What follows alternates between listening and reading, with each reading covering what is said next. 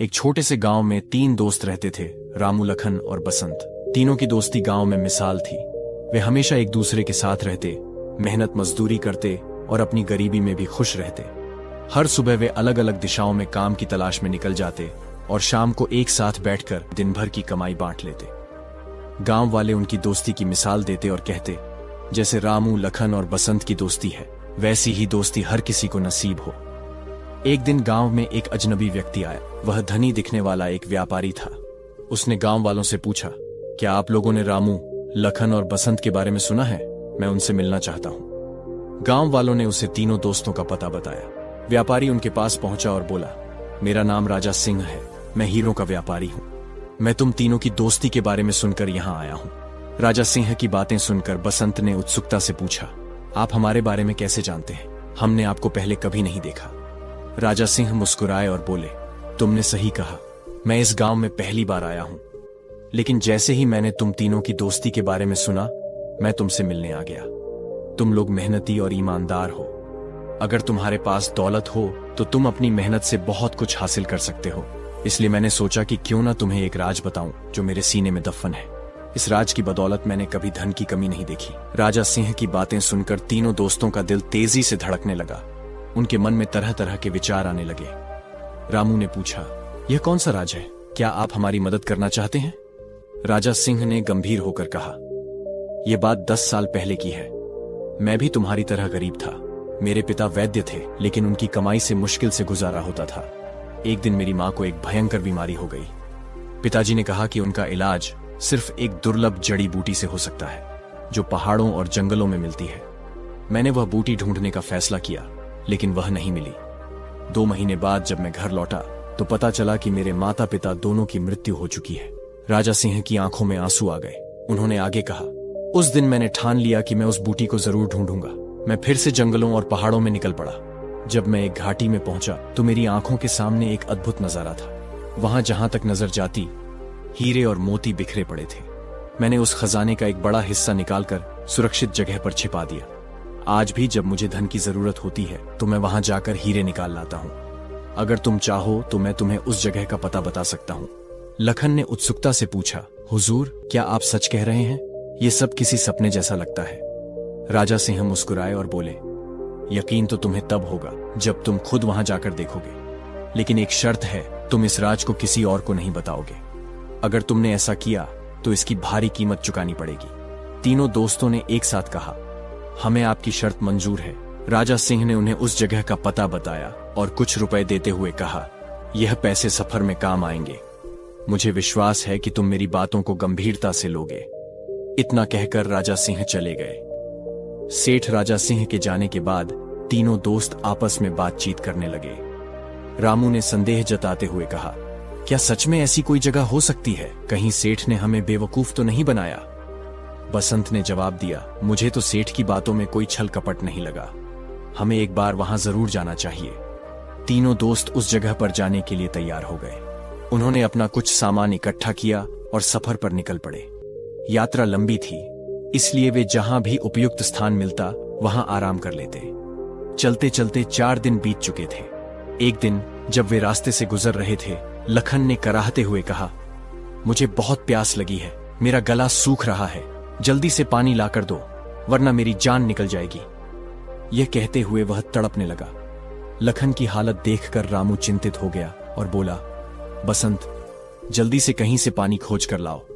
यह सुनकर बसंत एक बर्तन लेकर पानी की तलाश में निकल गया, लेकिन जैसे ही बसंत वहां से गया, लखन तुरंत फुर्ती से खड़ा हो गया। यह देखकर रामू हैरान रह गया और बोला, यह क्या, तुम तो भले चंगे हो, फिर यह प्यास का नाटक क्यों किया?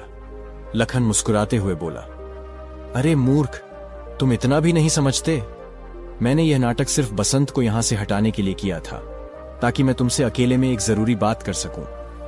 रामू ने आश्चर्य से पूछा, ऐसी कौन सी बात है जो बसंत के सामने नहीं की जा सकती? लखन ने गुप्त स्वर में कहा, बात यह है कि अगर तुम चाहो तो उस खजाने के मालिक सिर्फ हम दोनों बन सकते हैं। रामू चौंक कर बोला, क्या मतलब? बसंत का उसमें कोई हक नहीं होगा? लखन ने दृढ़ता से कहा, बिल्कुल नहीं। मैं नहीं चाहता कि वह उस जगह तक पहुंचे। अगर तुम मेरा साथ दो तो यह काम बहुत आसानी से हो सकता है। सोचने में समय बर्बाद मत करो। क्योंकि बसंत कभी भी वापस आ सकता है। हम रास्ते में किसी भी मौके पर उसे खत्म कर देंगे और फिर खजाने के अकेले मालिक सिर्फ हम दोनों होंगे। रामू असमंजस में बोला, लेकिन अगर कोई गड़बड़ हो गई तो इसकी जिम्मेदारी सिर्फ तुम्हारी होगी। लखन तुरंत सहमत होते हुए बोला, मुझे मंजूर है, चुप रहो, लगता है बसंत आ रहा है। तभी बसंत वहां पहुंच गया और बोला, ये लो दोस्त, जल्दी से लखन को पानी पिला दो। लखन ने पानी पीते ही नाटक करते हुए ऐसा दिखाया जैसे उसकी जान में जान आ गई हो। बेचारा बसंत उन दोनों की साजिश से पूरी तरह अनजान था। बारी बारी से तीनों ने पानी पिया और फिर आगे बढ़ने लगे, लेकिन लखन को चैन नहीं आ रहा था। वह रास्ते भर बसंत से छुटकारा पाने की योजनाएं बनाता रहा। इसी उधेड़बुन में एक और दिन बीत गया। चलते चलते वे लोग एक झरने के पास पहुंचे। झरना देखकर लखन का मन खुशी से उछल पड़ा। वह सोचने लगा, अगर बसंत को इस झरने के ऊपर से धक्का दे दिया जाए तो उसकी मौत निश्चित है। हाँ, यही सही मौका है। उसने अपने दोनों दोस्तों से कहा, तुम दोनों यहीं रुको, मैं जरा इस पहाड़ी पर चढ़कर आगे का रास्ता देखता हूं। यह कहकर लखन पहाड़ी पर चढ़ गया। वहां पहुंचकर वह खुश होने का नाटक करने लगा और जोर से बोला, अरे दोस्तों, यहां का नजारा तो बहुत ही अद्भुत है। कुदरत का ऐसा नजारा मैंने अपनी पूरी जिंदगी में नहीं देखा। तुम लोग भी जल्दी से ऊपर आ जाओ, देखो कितनी खूबसूरत जगह है। उसकी बातें सुनकर रामू और बसंत भी पहाड़ी पर चढ़ आए। वे भी वहां से कुदरत के इस हसीन नजारे को देखने लगे। जब तीनों दोस्त इस नजारे को देख रहे थे, तभी लखन चुपचाप बसंत के पीछे गया और अचानक उसे जोर से झरने में धक्का दे दिया। झरने में गिरते ही कुछ ही पलों में बसंत आंखों से ओझल हो गया। अपनी योजना पूरी होते ही लखन जोर जोर से हंसने लगा। रामू, जो चुपचाप खड़ा यह सब देख रहा था, कुछ पल के लिए डर और सदमे में था, लेकिन फिर उसने भी लखन के साथ जोर जोर से हंसना शुरू कर दिया। इस तरह उन्होंने बसंत को अपने रास्ते से हटा दिया। अब वे दोनों खुश थे कि मिलने वाले खजाने में सिर्फ वे ही हिस्सेदार होंगे। दूसरी तरफ बसंत झरने से बहता हुआ एक नदी में गिरा। वह पूरी तरह बेहोश हो चुका था। उस जगह से थोड़ी ही दूर पर एक मछुआरा मछलियां पकड़ने के लिए जाल बिछाए बैठा था। वह बार बार जाल डालता, लेकिन उसकी किस्मत में आज मछली पकड़ना नहीं लिखा था। इस बार जब उसने जाल डाला तो उसे जाल कुछ भारी लगा। वह सोचने लगा, लगता है कोई बड़ी और भारी मछली फंस गई है। लेकिन जब उसने जाल खींचा तो यह देखकर उसकी आंखें फटी रह गईं। मछली की जगह एक बेहोश इंसान फंसा हुआ था। मछुआरा हक्का बक्का रह गया और मन ही मन सोचने लगा, अरे यह क्या, मछली की जगह एक इंसान। उसने तुरंत बसंत को बाहर निकाला और उसे होश में लाने की कोशिश करने लगा। फिर बसंत की जान बचाने के लिए वह उसे अपनी झोपड़ी में ले गया। वहां से वह गांव के वैद्य को बुलाकर बसंत का इलाज करवाने लगा। इधर रामू और लखन तेजी से अपनी मंजिल की ओर बढ़ रहे थे। लखन उत्साहित होकर बोला, दोस्त थोड़ा जल्दी करो, हम उस जगह पर पहुंचने ही वाले हैं। सेठ ने जिस जंगल का जिक्र किया था, यही वही जंगल है। इस जंगल के खत्म होते ही वह घाटी हमारे सामने होगी जहां खजाना रखा हुआ है। कुछ देर और चलने के बाद लखन ने कहा, मुझे लगता है हमें यहां थोड़ी देर रुककर आराम कर लेना चाहिए, ताकि हम थकावट दूर कर सकें और खजाने को समेटने के लिए पूरी तरह तैयार रहें। इसके बाद लखन ने पेड़ से कुछ फल तोड़े और वे दोनों फल खाने लगे। थकान के कारण रामू जल्दी ही गहरी नींद में सो गया, जबकि लखन किसी गहरी सोच में डूबा हुआ था। अचानक उसके दिमाग में एक और खतरनाक साजिश जन्म लेने लगी। उसने सोचा, क्यों ना रामू को भी अपने रास्ते से हटा दूं। अगर मैं उसे भी मार दूं तो इस पूरे खजाने का इकलौता मालिक सिर्फ मैं ही बन जाऊंगा। लखन के दिमाग में लालच पूरी तरह घर कर चुका था। उसने सोचा, अगर मैं रामू को इस पेड़ से बांध दूं तो रात के समय जंगली जानवर उसे खा जाएंगे और मुझे कोई रोकने वाला नहीं रहेगा। योजना बनाकर लखन ने गहरी नींद में सोए रामू को चुपचाप पेड़ से कसकर बांध दिया। लेकिन जैसे ही वह वहां से जाने लगा, रामू की नींद खुल गई। रामू घबराकर बोला, अरे लखन, तुम मुझे यहां बांधकर कहां जा रहे हो? रुको, मुझे यहां अकेला मत छोड़ो। लेकिन लखन पर उसकी बातों का कोई असर नहीं हुआ। वह बिना कोई जवाब दिए वहां से चला गया। रामू निराश होकर सोचने लगा, यह धोखेबाज लखन मुझे फंसाकर चला गया, अब ना जाने मेरा क्या होगा। कुछ ही देर बाद उसे दूर से एक आदमी जाता हुआ दिखाई दिया। रामू ने जोर से आवाज लगाई, भाई साहब, मेरी सहायता करो, मुझे इस पेड़ से खोल दो। वह आदमी ठिठक कर रुका और बोला, तुम कौन हो? और इस घने जंगल में इस हालत में क्या कर रहे हो? रामू जल्दी से बोला, वह सब मैं बाद में बताऊंगा, पहले मेरी रस्सियां खोल दो। वह आदमी थोड़ा हिचकिचाया। उस आदमी ने रामू की रस्सियां खोल दी, लेकिन जैसे ही रामू आजाद हुआ, वह उस आदमी को फटकारते हुए बोला, अरे मेरे ज्यादा नजदीक मत आओ, मुझसे दूर रहो। इसके बाद रामू तेजी से आगे बढ़ गया। वह मन ही मन सोच रहा था, मुझे किसी भी हाल में लखन से पहले उस खजाने तक पहुंचना होगा। उधर लखन भी तेजी से खजाने तक पहुंचने के लिए बढ़ रहा था। तभी अचानक उसे किसी के कराहने की आवाज सुनाई दी। उसने देखा ये एक बहुत ही बूढ़ा आदमी एक पेड़ के नीचे बैठा था। जैसे ही बूढ़े आदमी ने लखन को देखा, वह दर्द भरी आवाज में बोला, बेटा, मैं पास के ही एक गांव में रहता हूं। मैं यहां जंगल में लकड़ियां लेने आया था, लेकिन अचानक एक जंगली भैंसे ने मुझे टक्कर मार दी। अब मैं हिल भी नहीं पा रहा हूं। क्या तुम मुझे मेरे घर तक पहुंचा दोगे? तुम्हारा मुझ पर बड़ा एहसान होगा। लखन ने उसे घूरते हुए कहा, नहीं, मेरे पास इन फालतू कामों के लिए बिल्कुल भी समय नहीं है। बूढ़े आदमी ने फिर गिड़गिड़ाते हुए कहा, बेटा, मुझ पर रहम करो, इस जंगल में मैं अकेला जिंदा नहीं बचूंगा। लेकिन लखन बेरहमी से बोला, मेरी बला से तुम जियो या मरो, मुझे कोई फर्क नहीं पड़ता। यह कहकर लखन वहां से आगे बढ़ गया। जैसे ही वह जंगल पार कर घाटी में पहुंचा, उसकी आंखें फटी की फटी रह गईं। चारों तरफ ढेर सारे हीरे, मोती और सोने चांदी के सिक्के बिखरे पड़े थे। खजाने को देखते ही लखन खुशी से पागल हो उठा और जोर से चिल्लाया, वाह, अब यह खजाना सिर्फ और सिर्फ मेरा है। इधर रामू भी तेजी से उसी घाटी की ओर बढ़ रहा था। रास्ते में उसे वही बूढ़ा आदमी मिला जो दर्द से कराह रहा था। बूढ़े ने कहा, बेटा, मेरी मदद करो, मेरा घर पास ही है, मुझे वहां तक पहुंचा दो, वरना मैं इस जंगल में मर जाऊंगा। लेकिन रामू ने रूखेपन से कहा, अभी तो मुझे सांस लेने की भी फुर्सत नहीं है और तुम कहते हो कि मैं तुम्हें घर छोड़ दूं? चल बुढ़े, अपना रास्ता देख और मेरा रास्ता छोड़। यह कहकर रामू भी तेजी से घाटी की ओर बढ़ गया। अब वह भी उस जगह पहुंच चुका था जहां खजाना रखा हुआ था। उसने देखा कि लखन बड़े बड़े थैलों में हीरे और मोती भर रहा था। यह देखकर रामू के मन में विचार आया, उस सेठ ने गलत नहीं कहा था, लेकिन पहले मुझे लखन को सबक सिखाना होगा। वह जोर से चिल्लाया, ठहरो लखन, खजाने को तुम हाथ भी नहीं लगा सकते। लखन यह देखकर चौंक गया और बोला, तुम अभी तक जिंदा हो?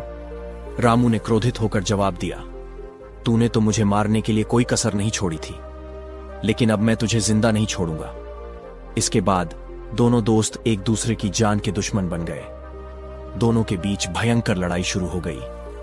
तभी अचानक वहां कुछ नकाबपोश लोग आ गए। इससे पहले कि लखन और रामू कुछ समझ पाते, उन नकाबपोश लोगों ने उन्हें पकड़ लिया और रस्सियों से जकड़ दिया। इसके बाद वे दोनों को अपने साथ ले गए। दूसरी तरफ बसंत मछुआरे के घर में बेहोश पड़ा था। वैद्य के उपचार के कारण 2 दिन बाद उसे होश आ गया। बसंत ने मछुआरे का धन्यवाद करते हुए कहा, दोस्त, तुमने मेरी जान बचाई, इसके लिए मैं सारी जिंदगी तुम्हारा एहसानमंद रहूंगा। लेकिन अब मुझे अपने आगे के सफर पर निकलना होगा। मछुआरे से विदा लेकर बसंत भी घाटी की ओर चल दिया। जब बसंत जंगल में पहुंचा तो अचानक उसे एक दर्द भरी आवाज सुनाई दी। वह रुककर सोचने लगा, यह आवाज किसकी हो सकती है? लगता है कोई मुसीबत में है। उसकी नजर एक आदमी पर पड़ी जो कुष्ठ रोग से पीड़ित था। बसंत ने उससे पूछा, अरे भाई, तुम्हें क्या तकलीफ है? वह आदमी दर्द भरी आवाज में बोला, भाई, मुझसे दूर रहो, मुझे छूना मत, वरना यह भयानक रोग तुम्हें भी लग सकता है। लेकिन बसंत ने सहानुभूति दिखाते हुए कहा, भाई, इंसानियत के नाते मैं ऐसा नहीं कर सकता। ठहरो, मैं तुम्हारे घावों को साफ करके पट्टी बांध देता हूं ताकि तुम्हें थोड़ी राहत मिले। कुष्ठ रोगी भावुक होकर बोला, आज तक मुझसे किसी ने इतनी अच्छी तरह से बात नहीं की। तुम बहुत दयालु हो बेटा, भगवान तुम्हारा भला करे। बसंत ने उसके घावों पर पट्टी बांधी और फिर कहा, बाबा, मुझे कुछ जरूरी काम से आगे जाना है, लेकिन आपकी यह हालत देखकर मेरा मन नहीं मान रहा। अब आप ही बताइए, मैं क्या करूं? बूढ़े ने मुस्कुराते हुए कहा, बेटा, मैं बिल्कुल ठीक हूं। तुम जिस भी काम के लिए जा रहे हो, पहले वह काम पूरा करो। बसंत ने बूढ़े का आशीर्वाद लिया और अपने सफर पर आगे बढ़ गया। अभी बसंत कुछ ही दूर पहुंचा था कि उसने देखा कि एक पेड़ के नीचे एक और बूढ़ा आदमी बैठा हुआ था। बसंत ने पूछा, बाबा, आप यहां अकेले क्या कर रहे हैं?